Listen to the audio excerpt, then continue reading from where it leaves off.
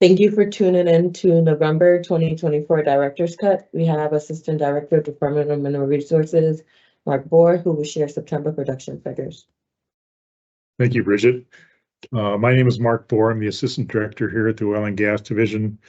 This is the November 2024 Director's Cut. We're going to go over the September 2024 production numbers. In September, we are producing almost 1.2 million barrels of oil a day. That was about a 1.2% increase. It's about 9% above the revenue forecast. That's an increase we've been anticipating coming up later in the year here based on the completions we've been seeing. We're still producing 97% of our oil from the Bakken and Three Forks pool. Crude oil prices, that's a little bit discouraging. They're below forecast. North Dakota Light Sweet today was at $65.50. The North Dakota market's estimated at $66.51. That's about 5% below revenue forecast, but it is a little higher than what we saw in September. Gas production, gas capture, we're producing about 3.56 BCF of gas a day. That's up about 1.1%. We're at 95% capture, or about 3.38 BCF a day. Those are good gas capture numbers. Permitting, we have strong numbers there. We permitted 111 wells in October. We think that around that 100 mark is the number we need to be at to be able to grow production 1 to 2%. Rig count has been very steady over the last several months. The wells waiting on completion are very steady. We think that's probably the new normal of where we're going to be at with those numbers. Few more inactive wells, but those fluctuate from month to month based on different things. Wells get shut in to frac, protect, or offset completions, so those numbers do fluctuate quite a bit. We had 95 completions in October. Those are good numbers that we need to maintain production. We have 19,200 wells producing now. That's another record high. On the initial grant numbers, we reclaimed another 7 sites in September. We're almost done with those. There's a few more reclamations to finish up, and that'll finish up the IIJ grant work that we undertook. The reservation is producing about 192,000 barrels of oil a day. That's a slight decrease from last month, but it's holding steady at about that 190,000 barrels per day. The rig count remains steady. We think it may increase slightly in the coming years. We have 16 active frac crews in the state. We had 18 when I reported last month. So those numbers are down a little bit, but they're still pretty good numbers. The statewide gas flared volume from August to September increased 8.5 million cubic feet a day to 189 million cubic feet per day. The statewide gas capture remained constant at 95%, while the Bakken gas capture percentage also remained at 95%. Statewide, as I said, we were at 95% capture. Statewide Bakken's at 95% capture. The non-Fort Berthold Intervention Bakken is also at 95%, and the Fort Berthold Indian Reservation Bakken is also at 95%. So we have some real steady numbers there. Those are good numbers for gas capture. And the wells in the fields around the state that we kind of keep an eye on, those are looking promising. In that 6 Mile Buford area, we had some dramatic increases in that gas capture percentage. 6 Miles are now at 99%, Buford's at 90%. And Twin Buttes area is up to 82%. That's a 39% jump from last month. That area has typically been challenged for gas capture, along with the Charleston area due to its location, and that's up at 87% now. That's up 4% from last month. That concludes my report. If there are any questions? Why are oil prices relatively low right now? What's beyond that? I don't know that they're relatively low. They've been in that $65 to $75 range. I think it's just the nature of what's going on worldwide, and the oversupply that we have that exists in the world.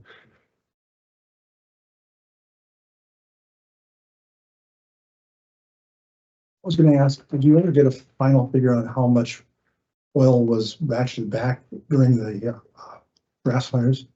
I have not. Those numbers will come in next month. I don't know if Justin has a better number Okay. than that, but those will be reflected in next month's report. Sure. What do you sort of see, what does DMR sort of see as like the impact of the election, change in US policies? What are you sort of expecting on that front? And how it can impact oil production in North Dakota? Well, I hope it provides some relief from some of the policies and rulemakings that have been coming forth from the federal government. Certainly during the last Trump administration, there was from my perspective, my remembrance was things may not have changed a lot, but the attitude that we had to deal with when dealing with federal agencies was different. So I'm hoping that takes place, and of course, with Governor Burgum being nominated for Secretary of the Interior, he'll have a big hand in what comes out of those agencies and what kind of policies they're going to put forth related to production. Obviously, the Bureau of Land Management has a big presence in North Dakota, and the Forest Service has a surface management agency.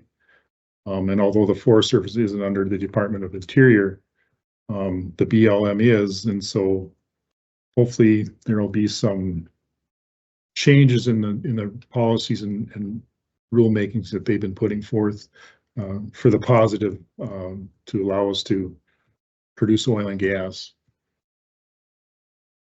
Do you sort of see like this administration's policies as impacting current production or just potentially like future production? Is that? I don't know that they'll impact current production because obviously they're not in office yet. It'll take a while for their policies to be implemented, but it certainly can affect people's perspective at this point and what they think is going to come. So I would expect it to have a positive impact on the industry. I meant more like the Biden administrations. Are those policies impacting current production right now? Or are they just expected to impact it eventually if they were to have taken place? They are probably not necessarily impacting it right now, but there's a lot of regulations that have been put forth recently that will have an impact on production in the future. And with the incoming administration in Congress, I would anticipate they would take a close look at some of that and maybe try to roll back some of the onerous regulations that have been put forth.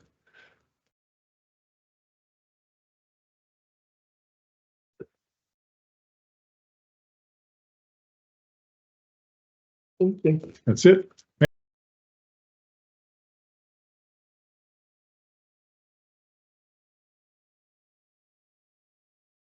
Next, we have Director of North Dakota Pipeline Authority, Justin Kringstad. Well, thank you, Bridget. Good afternoon, everyone. Justin Kringstad, Director of the North Dakota Pipeline Authority. We'll get right in with a quick update on some of our neighboring production within the Williston Basin. Those all do have an impact on our overall crude oil, natural gas infrastructure needs. So another bump up on the Eastern Montana side. Eastern Montana currently has one active drilling rig, 0 active drilling taking place in the South Dakota portion of the Williston Basin. So I'm expecting that Montana component to at least hold fairly steady. I'm not expecting significant growth, but we'll take that into account when we are planning and keeping the logistical details for the entire Williston Basin. So with that update on production, you heard from Mark on the crude oil, the natural gas side. Near record gas oil ratios, no major changes there. That trend continues upward. So we're continuing to stay focused on that issue primarily. as one of the biggest challenges facing the Williston Basin in the coming decades ahead. On the crude oil transportation dynamics, no major changes here that we rolled out. So June, July, there was the Marathon Petroleum refinery in Mandan, North Dakota was down for its maintenance every 7 years. We saw that kind of partial return on a month-wide basis in August, but September that system was fully back online, and so you'll see the numbers start to realign with some of the pre-maintenance work. So on slide 5, you can see Brent WTI spread in that sub $5 level. We've seen kind of a leveling off, steady, roughly 2 trains per day, moving out of the Williston Basin on the rail component. That's been fairly steady now for a couple of years, and I'm expecting long-term we're continuing to see some of those refineries out in the Pacific Northwest in particular continue to have an appetite for that Bakken barrel. If you look at what pricing was doing, PADD 1, PADD 5 being the highest price markets, it is more expensive to move crude by rail from North Dakota to PADD 1, that East Coast.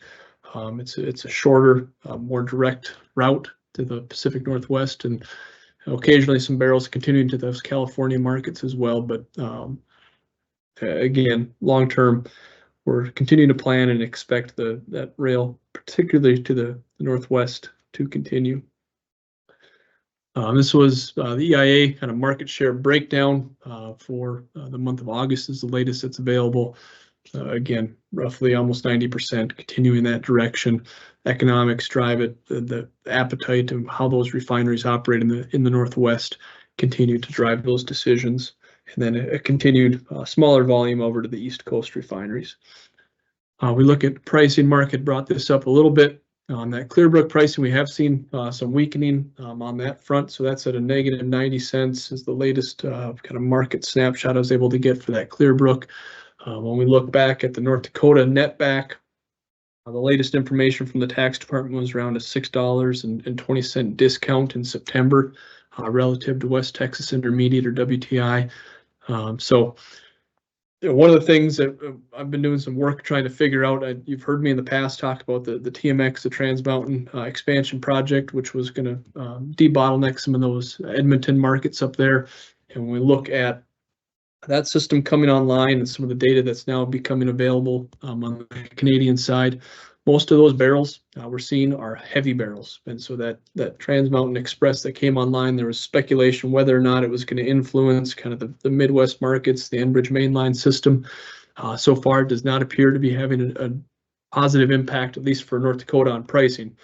If we continue to see congestion on the Enbridge mainline system, it's continuing to run fairly steady volumes of light sweets. North Dakota barrels enter that PADD 2 marketplace. They compete at Clearbrook with those Canadian mainline system light sweet barrels. And at this point, I'm not expecting any real reprieve unless we start seeing light sweet barrels starting to head on that Trans Mountain Express. But at this time, I have not seen that take place. So if there are questions, whether it's here or those listening online, give me a call. I can share some of my thoughts around that. Imports, exports with Canada, a little bit of uptick, but again, all within kind of the range of normal for volumes moving north into Canada by truck or in this case, it'd be by truck. We do not have any reported rail volumes moving out of North Dakota going north. Typically, that's taking place for different marketing reasons and blending reasons. On the gas flaring, again, no changes statewide in the percentages. We're continuing to see the struggle on that 4% being gas that's being flared from locations that are connected to a gas gathering system. It's just that system at some point in that chain, whether it's at the wellhead, gathering, compression, or the processing facility, that's challenging the ability to move all of the production from those locations. And then again, this is just that historic view, and you can see a lot of the success that took place in that 2019 timeframe. We saw significant investments coming online, and then the results of that here over the last several years. The one thing we'll keep an eye on here, new wells producing gas and new wells selling gas. There was a big jump up in September.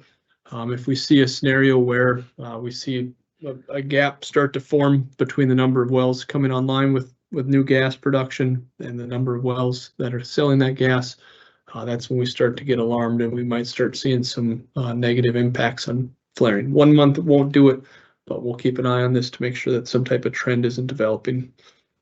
The EIA did reduce their oil price outlook in November. They reduced kind of that second half of 2025 timeframe by a couple of dollars. And so all of those factors now are being wrapped into the forecasting work that I do, causing, the assumptions on activity levels and everything to just take a small step backwards there. The gas processing outlook still indicating a strong need for incremental investment at the local level. So when I say local level, again, that's gas gathering, compression, processing, in order to stay ahead of this. Those type of infrastructure projects are typically in that 2 to 3 year window. So as we look forward, we're continuing to try and advance projects. Nothing public right now to discuss, but again, I remain encouraged by the amount of effort I'm seeing behind the scenes by companies to try and, again, stay ahead of this issue. Gas transmission, we'll fast forward here, Bridget, to slide 18. No major changes with the Northern Border market share still in that 80 to 85% market share on that system. Again, for a reminder for those that aren't following this routinely, once you start approaching that 90%, that's when things I would call starting to get to the very congested standpoint. Physically, could North Dakota take 100% of the market share on this system? Theoretically, yes, it's going to be intense competition to do that. The Canadian producing community owns about 10% of the capacity on that system. So you can see as we approach that 90% number, it's going to intensify the competition for North Dakota molecules to continue to work their way onto that system. No major changes on the month-to-month on the BTU levels. The lower those are, the more incremental space that allows on the Northern Border pipeline system. So it's good to see those down. As we go forward, we may have to see a scenario where shippers are starting to manage BTU levels as a mechanism for making space available on that system. So as things continue to get tighter over the next year to 2 years, we'll certainly keep everyone up to date on that. And then lastly, just a quick update. One of the final updates likely on this particular project. All things continue to go forward for December in service for that system. You can see a lot of the right-of-way reclamation work is getting completed. Down in the right-hand corner, the various steps of that project, most either at completion or extremely near completion with just small tie-in work to continue. So looking forward, obviously the communities down there, they've worked hard for years to attract this project, and it's an exciting time frame for all those parties. And again, hats off to everyone that came together to make this project happen. So with that, Bridget, I'd be glad to answer any questions. What other communities that are benefiting will benefit from the Wapiti expansion? Yep. So Kindred, immediately there's a number of other communities that are in discussions, is my understanding. So Walcott, Colfax are some of those other communities in that area. So, but Kindred has signed on. So. That is my understanding. Yes. Yeah. And you mentioned that it would be an average of 2 trains when you add 5, correct? Give or take, yeah. You see that maybe increasing? The question for those online is do I see the volume of crude oil going to kind of the Pacific Northwest increasing by rail? I don't anticipate that, just given how steady it's been now for such a long period of time. Unless something really drastic happens in the marketplace where either waterborne barrels start, getting allocated elsewhere. But for right now, I think that's a safe assumption to continue with. What would be like a scenario where North Dakota could take more of that space on that Northern Border pipeline? Or would you have to buy out what Canada has, or what would that look like? Yep. So the question for those online is, what does it look like as competition intensifies on Northern Border going forward? And all indications are that with the rising gas oil ratios and increasing activity or steady activity levels for development in North Dakota, that we will see increased competition on the Northern Border pipeline system going forward. And so what that's going to look like, again, portion of that is space that I would consider available, that, you know, up to that 90%. They'll continue to add volumes on up to that level. Once you get to that 90% level, the folks that own capacity will start to, again, make deals, make agreements, whether or not they're willing to release capacity to other parties from North Dakota, and they can market their natural gas elsewhere on other pipeline systems out of Canada. At that point, it's just a gas on gas price competition that will start to, like I said, intensify. I hope it doesn't get to the point, if anyone watches the gas markets, there was, you know, pipe congestion in West Texas for much of this year. I want to say over half of the trading years in West Texas have been negative natural gas pricing. The competition was that intense to try and get any molecule you could onto the interstate transmission systems. I don't anticipate it, and I hope we don't get to that point. I hope that some of the projects that are in the works to address this come on in time, and the other projects that we're working on long-term, kind of that post-2028, 2029 timeframe, that those continue to move forward as expected. So, is it possible that North Dakota could be seeing those negative prices like what Texas saw, or is that kind of unrealistic? It's possible in the marketplace. Again, I don't know how to bet one way or the other if it would get to that point, but we're not unique. The same market conditions could evolve up here. So, sort of broad question, what do you see, like, if there were like sort of some of these tariffs that are talked about, like, what do you sort of see those, how could those impact North Dakota oil and gas industry? Can you explain that a little bit further of what you're referring to, or Just in general, like past like times where like there have been like high tariffs, like does that impact the oil and gas industry, like tariffs on like goods coming in on imports and stuff? I don't know if I have a good answer. So the question was about some of the international agreements and trade agreements and tariffs. I don't know if I've got a good answer for you on how that would directly impact North Dakota. I'll think about that, but yeah, we can circle back. Yeah. Do you have any update on gas storage? Gas storage, no updates from since last month. I know that, you know, again, the Williston Basin has the single largest natural gas storage field in North America here. There are companies looking at ways to expand deliverability to and from that location, and what type of benefits that would provide to North Dakota, particularly as we look at more in-basin demand for that, whether it's for traditional power generation, AI data centers, other industrial users. I think natural gas storage needs to be front and center in that conversation about how we can, again, address upstream needs for the oil and gas producing community, and then as well, supply security concerns that come from the downstream users. And storage is really that bridge to make that connection happen. Okay, thank you, everyone. Thank you.